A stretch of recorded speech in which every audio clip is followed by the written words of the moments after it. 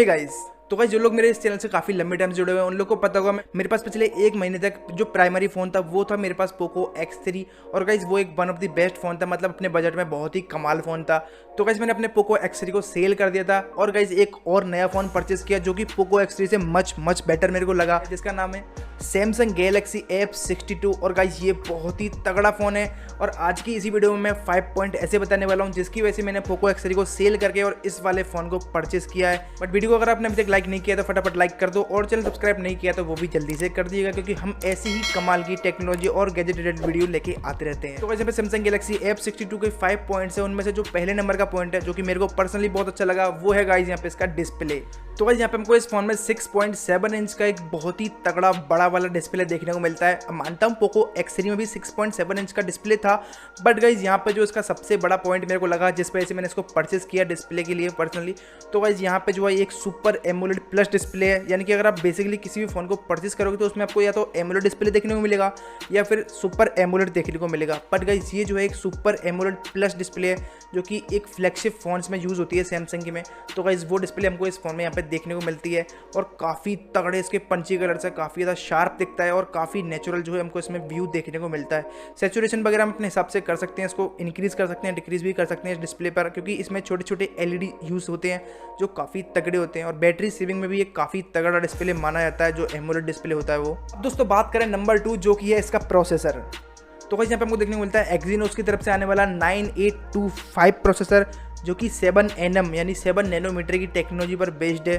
और गाइस ये जो प्रोसेसर है वो कम्पीट करता है 750G जो कि स्नैपड्रैगन का प्रोसेसर आता है उसके बराबर में। और गाइस ये जो है एक सैमसंग की तरफ से आने वाला फ्लैगशिप प्रोसेसर है जो कि इस साल का फ्लैगशिप नहीं है, हालांकि पिछले साल का फ्लैगशिप है। आपने फ़ोन का नाम तो सुना ही होगा, सैमसंग गैलेक्सी नोट 10। तो नोट 10 की जितनी भी सीरीज़ थी उनमें सब में ये प्रोसेसर यूज़ हुआ था। तो आप सपोज कर सकते हो एक 40-50 हज़ार के फ़ोन में जब ये प्रोसेसर यूज़ हो रहा है तो एक काफ़ी कमाल का प्रोसेसर होगा ना। तो गाइस बात करें अगर नंबर 3 पॉइंट तो इसका तो कहना ही क्या गाइस, लिटरली इसकी जो बैटरी है ना वो है 7000 mAh यानी कि 7000 mAh की बैटरी है। OMG guys. और गाइस यहाँ पे पोको X3 में हमको देखने को मिलती है 6000 mAh बैटरी, हालांकि थोड़ी बहुत ही कम ज़्यादा है, 1000 mAh का ही फ़र्क है, बट 1000 mAh भी बहुत ज़्यादा होती हैं।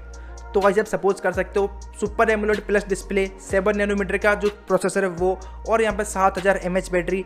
मेरा आसानी से पर्सनली बताऊँ तो बहुत हैवी यूज़र हूँ, आराम से मेरा 1.5 दिन या 2 दिन आसानी से निकल जाता है इस फ़ोन पर।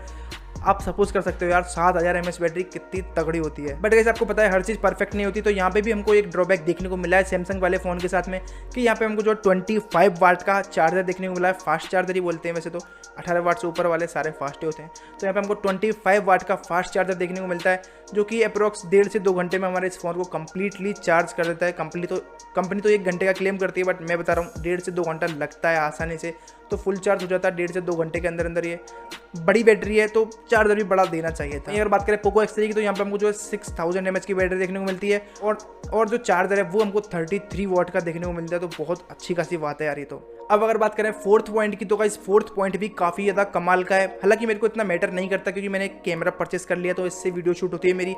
बट गाइस ये भी काफ़ी ज़्यादा कमाल का है जो है इसका कैमरा। गाइस कैमरा की बात करें तो मैं आपको बता दूं जब मैंने ये फ़ोन परचेस किया था तो गाइस परचेस करने के थोड़े दिन बाद ही मेरे से गिर गया और जो कैमरे का ग्लास है ना इतना गंदा टूटा है क्या बताऊं सीरियसली गाइस, आंखों से आंसू की जगह खून निकलने लग गया कि नया फ़ोन और ग्लास टूट गया कैमरे का, बहुत दुख हुआ।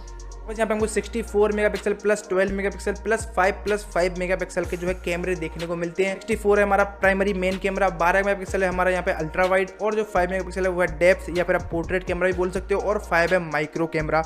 तो यहाँ पे कोई भी 2 मेगापिक्सल 3 मेगापिक्सल के छोटे कैमरे नहीं लगाए हैं, काफ़ी अच्छे खासे कैमरे हैं जो कि आपको बढ़िया क्वालिटी दिखाई देगी, मतलब उन कैमरों से फोटो खींचोगे तो। वैसे गाइस मेरे को इस वीडियो के नीचे कमेंट करके जरूर बताना कि मेरी जो है बोलने की स्पीड काफ़ी ज़्यादा तेज़ है, क्योंकि बहुत सारे लोग मुझे कमेंट करते हैं कि भाई राजधानी पकड़नी है क्या, ट्रेन पकड़नी है क्या, एरोप्लेन में जाएगा क्या उड़ के, इतना तेज़ क्यों बोलता है। तो मैं आपको बता दूं वैसे तो यार मेरे को कमेंट करके जरूर बताना कि सचमुच में मेरी स्पीड तेज़ है बोलने की, आपको समझ में नहीं आती है तो मैं स्लो कर दूंगा। बट मैं रीज़न बताऊं कि मैं 6 से 7 मिनट की एक वीडियो में आपको जो है समथिंग 10 से 12 मिनट का कंटेंट देना चाहता हूं, इसलिए जो मैं थोड़ा सा जल्दी बोलता हूं यार। अब अगर बात करें डिज़ाइन, अरे पहले हम इसका फ्रंट कैमरा बताना तो भूल ही गए। तो गाइस यहाँ पे हमको जो है इसमें 32 मेगापिक्सल का फ्रंट कैमरा देखने को मिलता है, जबकि आप कैमरा क्वालिटी भी देख सकते हो। ये वाली कैमरा क्वालिटी है 64 मेगापिक्सल के कैमरे की, जो आप देख सकते हो स्क्रीन पर, और ये वाली जो क्वालिटी है ये है 32 मेगापिक्सल फ्रंट कैमरे की।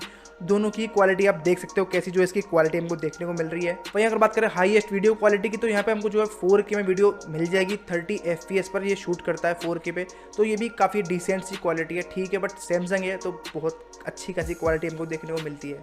अब बात करें गाइस नंबर 5 पॉइंट, जो कि है डिज़ाइन, और ये एक थोड़ा सा ड्रॉबैक भी है इसका। तो गाइस यहाँ पे इस फोन में जो है थोड़ी सी कॉस्ट कटिंग करने के लिए प्लास्टिक बैग का यूज़ किया है, एल्यूमिनियम का यूज़ भी नहीं किया। फ्रेम में भी एल्यूमिनियम नहीं है, प्लास्टिक ही यूज़ किया गया है। हालांकि शाइन वगैरह ऐसी लग रही है, ऐसी लगती है कि ये एक एल्यूमिनियम है, बट नहीं, ये पूरा का पूरा प्लास्टिक बैग है, जो कि आप देख सकते हो स्क्रीन पर। आपको भी लग रहा होगा कि ये एक एल्यूमिनियम है, नहीं गाइस, ये पूरा प्लास्टिक है।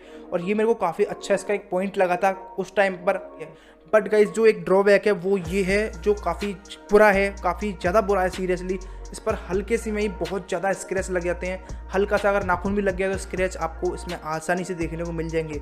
तो ये मेरे को एक बहुत बुरा वाला इसका ड्रॉबैक लगा, और इसी के लिए मैंने इसका जो है कवर भी परचेज़ किया है। तो यहाँ पे आप देख सकते हो ये जो है इसका एक कवर है, बट इससे भी कोई फ़ायदा नहीं है। ये भी साला इसी की तरह नल्ला है, दोनों एक जैसे नल्ले नल्ले हैं। इसका जो बैक है और इसका जो कवर है, दोनों ही मेरे को सही नहीं लगे सीरियसली। अगर मैं बोलूँ तो स्क्रैच तो फिर भी आ ही जाते हैं। तो गाइस मैं आपको रिकमेंडेशन करूँगा, अगर आपके पास ये वाला फ़ोन है ना, तो प्लीज़ लेमिनेशन करा के रखिएगा फ़ोन को, क्योंकि स्क्रैच आ गए तो रीसेल नहीं होगा फ़ोन, सबसे बड़ा ड्रॉबैक है। और गाइस मेरा तो मतलब कैमरा का गिलास भी टूट गया, तो पता ही नहीं रीसेल का, तो चलाते हैं, अच्छा फ़ोन है, मतलब ठीक ठाक है। बट गाइस इसके बैक में मेरे को एक चीज़ बहुत ही अच्छी लगी, जो गाइस इसका रिफ्लेक्टिव सरफेस। और गाइस इसमें मैं अपना फेस भी देख सकता हूँ, आप भी देख सकते हो, यानी कि दिख जाएगा शायद, देखो कैमरा भी दिख रहा है, तो इसमें आप जो है इस तरह से देख सकते हो अपना फेस भी। और मैं मार्केट वगैरह जाता हूँ ना, तो मेरे को ऐसे मिरर वगैरह की नीड नहीं होती है बाइक वगैरह में, मैं इसी में अपना फेस इस टाइप से देख लेता हूँ, बैक साइड से ऐसे अपना फेस देख लेता हूँ। तो बस ये थे कुछ 5 पॉइंट्स। वीडियो बहुत ज़्यादा लंबी हो चुकी है गाइस, फिर भी मैं बता देता हूँ। इसमें जो आपको डॉल्बी साउंड देखने को मिलता है, स्पीकर जरूर आपको एक ही देखने को मिलेगा नीचे की साइड, बट डॉल्बी साउंड आपको देखने को मिलता है, जो कि बहुत अच्छी बात है। ईयरफोन वगैरह आप यूज़ करते हो तो आपको डॉल्बी साउंड सुनाई देगा। सराउंड साउंड बोलते हैं डॉल्बी को, मतलब काफ़ी अच्छी खासी साउंड क्वालिटी देखने को मिलती है। इन डिस्प्ले फिंगरप्रिंट नहीं है, फिर जो है कॉस्ट कटिंग की गई है। साइड में साइड माउंटेड फिंगरप्रिंट है, जो कि पोको X3 में सेम टू सेम था। तो गाइस ये थे इसके कुछ फीचर जो कि मेरे को काफ़ी ज़्यादा पसंद आई पर्सनली। 5-6 जो फीचर्स मैंने आपको बताए वो, और इसीलिए मैंने इस फ़ोन को परचेस किया, बैटरी वगैरह के लिए और भी बहुत सारी चीज़ों के लिए, मतलब कैमरा, बैटरी, डिस्प्ले, ये सारी चीज़ें मेरे को ओवरऑल काफ़ी अच्छी लगी। और हाँ गाइस, जो लोग बोलेंगे कि भाई इसका प्राइस जो है वो 25,000 से भी ज़्यादा है, तो गाइस मैं आपको बता दूँ, हाँ इसका प्राइस 25,000 से ज़्यादा है, 26,000 है। बट फ्लिपकार्ट का जो सेल चलता है, हमने लगाया अपना दिमाग और फ्लिपकार्ट सेल में हमने इसको 18,000 में परचेस कर लिया। और गाइस यही वो फ़ोन है जो 18,000 में मिल गया, और पोको X3 प्रो की जो प्राइस है उसी प्राइस में हमको ये फ़ोन देखने को मिल गया। तो आई होप गाइस आपको ये वीडियो पसंद आएगा। वीडियो पसंद आया तो वीडियो को जरूर लाइक कीजिएगा। चैनल सब्सक्राइब नहीं किया तो फटाफट चैनल सब्सक्राइब कर दो। पसीने में देख रहे हो भाई, हालत ख़राब हो रही है, तो सब्सक्राइब मेरे को चाहिए जल्दी से, और 200 लाइक चाहिए ही। मिलते हैं आपसे एक अगली वीडियो में, तब तक के लिए बाय बाय गाइस।